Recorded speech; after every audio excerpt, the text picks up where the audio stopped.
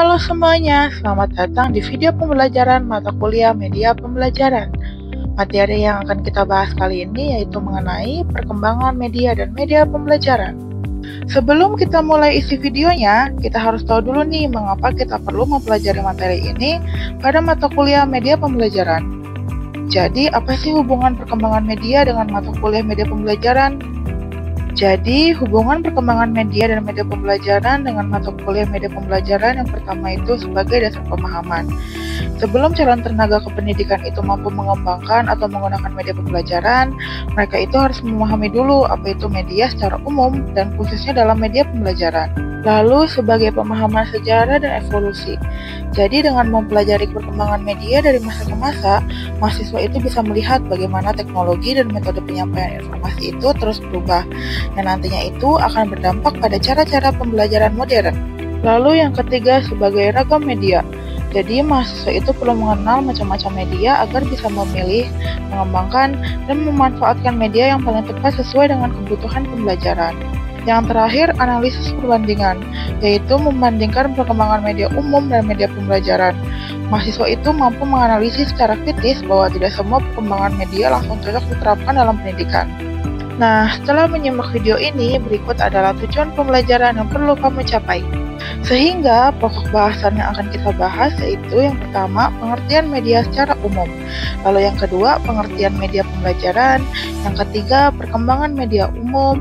Yang empat, perkembangan media pembelajaran. Dan yang terakhir itu, perbandingan perkembangan media dan media pembelajaran. Jadi, apa itu media? Kata media berasal dari bahasa Latin, yaitu bentuk jamak dari kata medium, yang secara harfiah berarti penerantara atau pengantar. Artinya, media ini berfungsi sebagai sarana untuk menyampaikan pesan dari satu pihak ke pihak lain. Lalu, menurut ICT pada tahun 2002, media itu adalah segala bentuk yang dipergunakan untuk proses penyaluran informasi. Dengan demikian, media itu adalah segala bentuk atau sarana yang berfungsi sebagai perantara dalam menyampaikan informasi dari satu pihak ke pihak lain, baik melalui kata, gambar, suara, maupun kombinasi dari ketiganya. Lalu, apa itu media pembelajaran? Menurut Gagne, media pembelajaran adalah segala sesuatu yang dapat digunakan untuk menyampaikan pesan pembelajaran. Sementara itu, Briggs mendefinisikan media pembelajaran sebagai bentuk fisik yang dapat menyajikan pesan yang dapat merangsang siswa untuk belajar.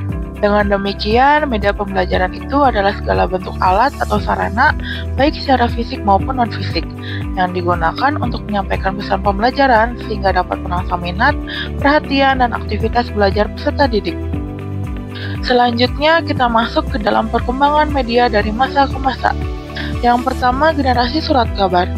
Jadi, surat kabar harian pertama di dunia itu terbit di Leipzig, Jerman pada tahun 1660 dengan nama Leipziger Zeitung. Hal ini itu menandai tonggak awal sejarah media massa yang berbentuk cetak. Di wilayah Asia termasuk di Hindia Belanda yang merupakan sekarang Indonesia, media cetak itu tuh mulai hadir dengan lahirnya Surabaya Koran pada tahun 1837 yang menjadi surat kabar pertama di Indonesia. Media cetak ini berkembang berkat penemuan mesin cetak oleh Johannes Gutenberg pada abad ke-15 yang memungkinkan reproduksi informasi dalam jumlah besar dan waktu yang lebih cepat dibandingkan dengan tulisan tangan. Berikut ini ciri-ciri generasi surat kabar. Yang pertama, arus informasi satu arah, yang dimana hanya dari media ke pembaca. Yang kedua, informasi tercetak, yaitu disajikan dalam bentuk cetakan. Yang ketiga, langsung dapat dibaca, yaitu tidak butuh alat bantuan. Yang keempat, di atas kertas, yaitu menggunakan bahan fisik. Yang kelima, produksinya murah, biaya cetak itu lebih rendah. Yang keenam, aksesnya murah, yaitu harganya terjangkau bagi pembaca. Dan yang terakhir, mekanisme elektris yang menggunakan mesin cetak dan alat bantuan listrik. Generasi media yang selanjutnya yaitu generasi radio, film, dan televisi. Radio ditemukan oleh Guglielmo Marconi pada tahun 1895. Beberapa sumber menyebutkan percobaan awalnya itu pada tahun 1894 di Italia. Radio awalnya digunakan untuk keperluan militer dan komunikasi jarak jauh, sebelum berkembang menjadi media hiburan dan penyebaran berita pada awal abad ke-20. Televisi dikembangkan oleh John Logie Baird dari Inggris pada tahun 1926. Ia berhasil menyiarkan gambar bergerak secara mekanis. Kemudian televisi berkembang dari sistem mekanis menjadi sistem elektronik penuh yang dipelopori oleh Philo Farnsworth. Industri film dimulai dengan film bisu pada akhir abad ke-19 dan awal abad ke-20. Film pertama yang diputar secara komersial dibuat oleh Lumiere Brothers pada tahun 1895. Film berbicara talkies mulai populer setelah film The Jazz Singer pada tahun 1927 yang menandai era baru dalam perfilman dunia. Berikut ini ciri-ciri generasi radio, film, televisi. Yang pertama itu arus informasinya satu arah. Yang kedua, informasi audio, audiovisual, dan kasat mata. Yang ketiga, informasi dapat didengar dan dilihat. Yang keempat, biaya produksinya tinggi karena membutuhkan teknologi dan peralatan canggih. Yang kelima, biaya akses sangat tinggi. Dan yang keenam, cara kerja mekanis elektris, yaitu mengandalkan alat elektronik dan sistem listrik. Generasi yang terakhir yaitu generasi komputer dan jaringan. Perkembangan komputer dan jaringan internet pada akhir abad 20 merevolusi cara manusia berkomunikasi. Internet awalnya dikembangkan sebagai proyek riset militer oleh ARPANET di Amerika Serikat pada tahun 1969. Pada tahun 90-an, internet mulai digunakan secara luas untuk keperluan komersial, sosial, dan pendidikan. Perkembangan teknologi komunikasi kemudian melahirkan media sosial seperti WhatsApp, Twitter, Instagram, Facebook, dan platform berbagi video seperti YouTube. Selain itu, teknologi MBMS atau Multimedia Broadcast Multicast Service yang memungkinkan pengiriman konten multimedia seperti siaran langsung video melalui jaringan seluler memperluas akses terhadap informasi dan hiburan secara real-time. Berikut ini ciri-ciri generasi komputer dan jaringan. Yang pertama, arus informasinya dua arah. Jadi pengguna ini bisa memberi tanggapan atau interaksi langsung. Yang kedua, informasi digital. Yang ketiga, audio visual real time, yaitu informasi bisa dilihat, didengar, dan diakses langsung saat itu juga. Yang keempat, biaya produksinya tinggi. Yang kelima, daya akses sangat tinggi. Dan yang keenam, biaya operasional mahal, yaitu memerlukan pemeliharaan sistem, server, dan jaringan. Dan yang terakhir, cara kerjanya elektris, yaitu mengandalkan perangkat elektronik dan sistem digital sepenuhnya. Selanjutnya, kita beralih pada perkembangan media pembelajaran. Pertama, media pembelajaran tradisional, yaitu sebelum abad ke-20. Pada masa ini, media yang digunakan masih bersifat konvensional dan manual. Guru menjadi satu-satunya sumber utama informasi, dan media hanya berfungsi sebagai alat bantu sederhana untuk memperjelas materi. Contohnya itu seperti papan tulis kapur, poster edukasi, dan buku teks. Berikut ini ciri-ciri media pembelajaran tradisional.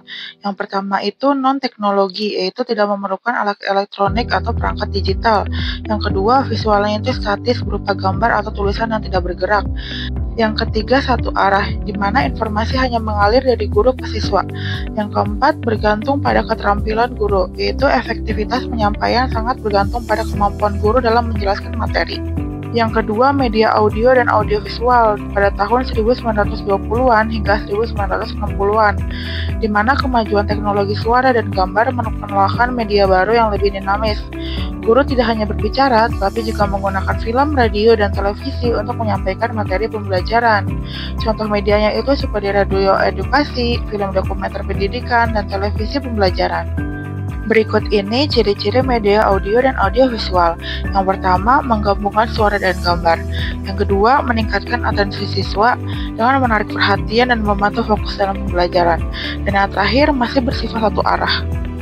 Lalu yang ketiga, media berbasis komputer pada tahun 1970-an hingga 1990-an, di mana memasuki era komputer, media pembelajaran mulai memanfaatkan kekuatan komputasi. Materi yang disajikan dalam bentuk program-program interaktif yang memungkinkan siswa untuk berpartisipasi aktif dalam proses belajar. Contoh medianya itu seperti program Computer Assisted Instruction, simulasi, dan multimedia CD-ROM. Berikut ini ciri-ciri media berbasis komputer. Yang pertama itu interaktif atau pengguna dapat berpartisipasi aktif, tidak hanya menerima informasi. Yang kedua, mengintegrasikan multimodalitas, yaitu menggabungkan teks, suara, gambar, video, dan animasi dalam satu media. Yang ketiga, memberikan feedback langsung. Yang keempat, media berbasis internet. Pada pertengahan 90-an hingga 2010, internet mulai digunakan secara luas dalam dunia pendidikan sejak 90-an, membawa perubahan revolusioner dalam cara belajar dan mengajar. Contoh medianya itu seperti LMS, platform learning seperti Ruang Guru, dan sumber belajar terbuka seperti YouTube. Berikut ini ciri-ciri media berbasis internet. Yang pertama itu global dan fleksibel, yaitu dapat diakses dari mana saja dan kapan saja. Yang kedua, keterlibatan aktif siswa. Yang ketiga, kaya akan multimedia. Yang keempat, mengintegrasikan komunikasi dua arah. Yang terakhir, media berbasis teknologi digital modern dari tahun 2010 hingga sekarang. Saat ini, media pembelajaran berada di era digital canggih dengan penggunaan teknologi seperti VR, AR, AI, dan mobile learning. Media tidak hanya menyampaikan informasi, tetapi menciptakan pengalaman belajar yang imersif dan adaptif. Contohnya itu seperti virtual reality, augmented reality, mobile learning-nya itu seperti Quizzes dan juga AI. Berikut ini ciri-ciri media berbasis teknologi digital modern. Yang pertama itu highly immersive dan realistic, yaitu memberikan pengalaman belajar yang seolah-olah nyata dan mendalam. Yang kedua, personalized learning, di mana materi dapat disesuaikan dengan kebutuhan dan kecepatan belajar masing-masing siswa. Yang ketiga, dapat diakses di mana dan kapan saja. Yang keempat, gamification atau menggunakan elemen permainan. Sekarang saatnya kita membandingkan antara perkembangan media dan media pembelajaran. Sekarang saatnya kita membandingkan antara perkembangan media dan media pembelajaran. Sekarang saatnya kita membandingkan antara perkembangan media dan media pembelajaran. Perbandingan antara media umum dan media pembelajaran dibedakan berdasarkan 6 aspek utama. Yang pertama, dalam hal tujuan, media umum itu untuk informasi dan hiburan, sedangkan kalau media pembelajaran untuk mendukung proses belajar dan pemahaman. Yang kedua, komunikasi. Media umum itu dari satu arah menjadi dua arah sehingga interaktif, sedangkan kalau media pembelajaran berkembang dari satu arah menjadi dua arah yang adaptif. Yang ketiga, pengguna. Media umum itu penggunanya masyarakat umum, sedangkan media pembelajaran itu guru dan siswa. Yang keempat, konten. Media umum kontennya itu bersifat umum dan informatif, sedangkan kalau media pembelajaran kontennya lebih edukatif dan sesuai kurikulum. Yang kelima, keterlibatan. Untuk media umum, keterlibatannya itu awalnya pasif, kemudian aktif secara sosial. Sedangkan kalau media pembelajaran, keterlibatannya itu tuh dari pasif menjadi aktif dan imersif, yaitu mendalam. Yang keenam, perubahan. Media umum itu perubahannya dari cetak ke digital, sedangkan kalau media pembelajaran dari alat bantu mengajar menjadi sarana belajar mandiri. Sekarang saatnya kuis untuk menguji pemahamanmu dan mengingat kembali isi utama dari video ini.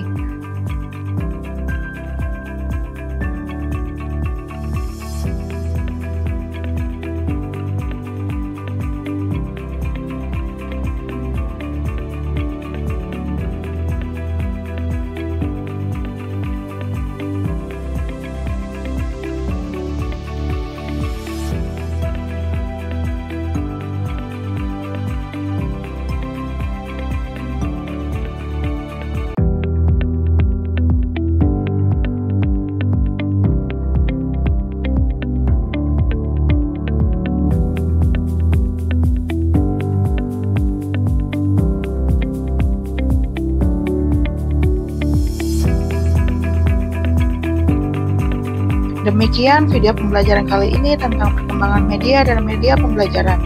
Semoga apa yang telah disampaikan dapat menambah pemahaman dan wawasan kamu ya. Terima kasih atas perhatian dan partisipasimu dalam menyimak materi ini sampai akhir. Sampai jumpa pada video pembelajaran berikutnya.